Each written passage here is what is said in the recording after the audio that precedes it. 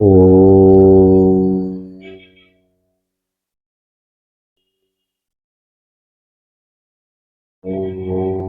ভগবতে বাসুদেবায় নমঃ।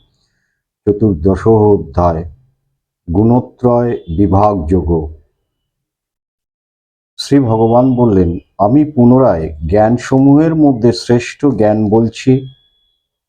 ইহা জেনে মুনিগণ সকলে দেহবন্ধন থেকে মুক্ত হয়ে পরম সিদ্ধি লাভ করেছেন। এই জ্ঞান আশ্রয় করে যারা আমার সার্ধম্য লাভ করেন তারা সৃষ্টিকালেও জন্মগ্রহণ করেন না, প্রলয়কালেও কোনো দুঃখ পান না। হে ভারত, প্রকৃতি আমার গর্ভধানের স্থান, তাহাতেই আমি সৃষ্টির বীজ নিক্ষেপ করি। এই গর্ভাধান থেকেই সর্বভূতের উৎপত্তি হয়। হে কুন্তীয়, বিভিন্ন যোনিতে যে সকল প্রাণী জন্মলাভ করে প্রকৃতি তাদের মাতা এবং আমি গর্ভ উৎপাদনকারী পিতা। হে মহাবাহু, সপ্ত রজ তম প্রকৃত জাত এই তিনটি গুণ, এই গুণত্রয় দেহ মধ্যে আত্মাকে বন্ধন করে রাখে। হে নিষ্পাপ অর্জুন, এইগুলির মধ্যে সত্যগুণ নির্মল, এই জন্য ইহা অমলিন স্বভাব ও সকলের প্রকাশক। ইহা সুখ ও জ্ঞানের সঙ্গ দ্বারা আত্মাকে আবদ্ধ করো। হে অর্জুন, রজগুণকে আসক্তিময় যেন, ইহা থেকে কামনা বাসনা জন্মে, ইহা মানুষকে কর্মবন্ধনে আবদ্ধ করে। হে অর্জুন, তমগুণ অজ্ঞানতা থেকে জন্ম, ইহা সর্বজীবের মনে বিভ্রান্তি জন্মায় এবং প্রমাদ, নিদ্রা ও আলস্য দ্বারা জীবকে আবদ্ধ করে রাখে।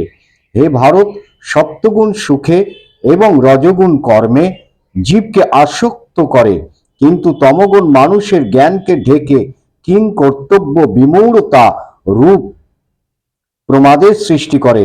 হে ভারত, সত্যগুণ রজ ও তমগুণকে অভিভূত করে প্রবল হয়, আবার কখনো রজগুণ সত্য ও তমগুণকে অভিভূত করে প্রবল হয়, আবার কখনো তমগুণ সত্য রজগুণকে অভিভূত করে প্রবল হয়।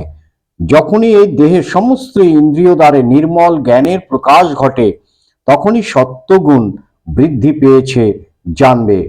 হে ভারত শ্রেষ্ঠ, ভারত কুলশ্রেষ্ঠ, যখন রজগুণ বৃদ্ধি পায় তখন লোভ, সর্বদা কর্মে প্রবৃত্তি, সমস্ত কর্মে উদ্দাম, শান্তি ও তৃপ্তির অভাব এবং বিষয় স্পৃহা প্রভৃতি লক্ষণ দেখা যায়। হে কুরুনন্দন, যখন তমগুণ বৃদ্ধি পায় তখন স্মৃতিভংশ, কর্তব্যে আলস্য, অসাবধানতা এবং মোহ এই সকল লক্ষণ জন্মায়। যখন সত্যগুণ বৃদ্ধি পায় তখন জীবে মৃত্যু হলে তিনি তত্ত্ববিদগণের প্রাপ্য প্রকাশময় অমিলিন লোকে গমন করেন। যখন রজগুণ বৃদ্ধি পায় তখন জীবের মৃত্যু হলে কর্মাসক্ত মনুষ্যজনিতে তার জন্ম হয়, আর তমগুণ যখন বৃদ্ধি পায় তখন মৃত্যু হলে তিনি পশু পক্ষীদের মূঢ় জনিতে জন্মগ্রহণ করেন। সাত্ত্বিক পুণ্য কর্মের ফল নির্মল সুখ, রাজসিক কর্মের ফল দুঃখ এবং তামসিক কর্মের ফল অজ্ঞানতা।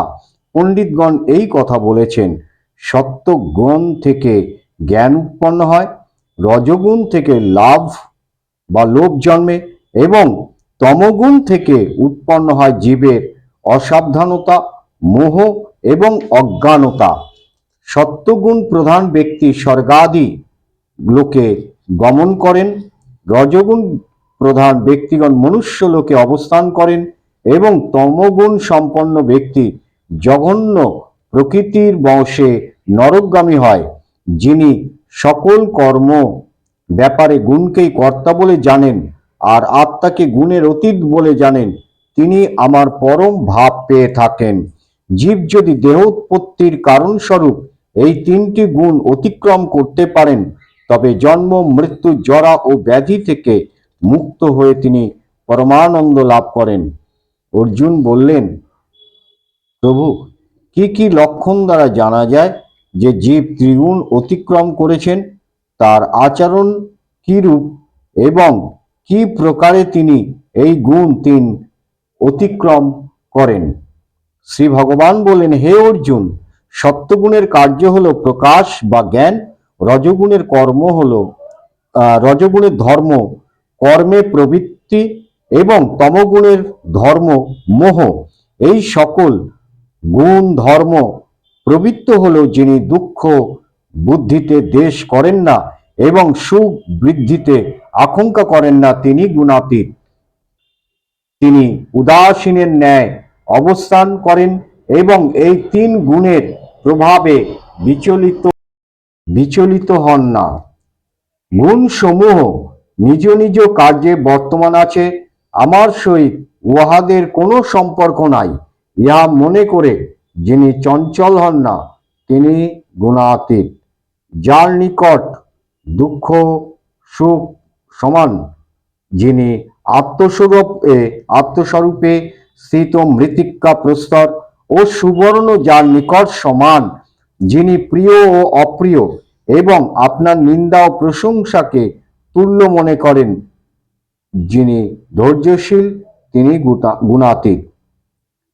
মান ও অপমান, শত্রুপক্ষ ও মিত্রপক্ষে যার তুল্য জ্ঞান এবং ফলাকাঙ্ক্ষা করেন, যিনি কোনো কর্মে প্রবৃত্ত হন না, এমন ব্যক্তি গুণাতীত বলে কথিত হন।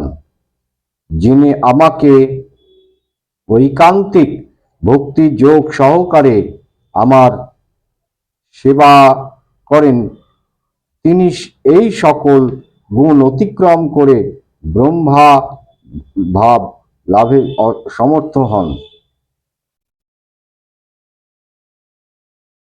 আমি ব্রহ্মের প্রতিষ্ঠাতা স্বরূপ বাসুদেব, আমি অব্যয় অমৃত স্বরূপ, আমি শাশ্বত ধর্ম এবং আমি ঐকান্তিক সুখের নিদান। জয় জগৎ বন্ধু সুন্দর। ওম গঙ্গেচ্চ যমুনা, ওম গঙ্গা গীতা সাবিত্রী সীতা সত্তা পতিব্রতা ব্রহ্মবলী ব্রহ্মবিদ্যা ত্রিসন্ধ্যা মুক্তি গেহিনী অর্ধমাত্রা চিদানন্দ ভবগ্নি ভ্রান্তি নাশিনী বেদত্রয়ী পরানন্দ তথার্থ জ্ঞান মঞ্জরি।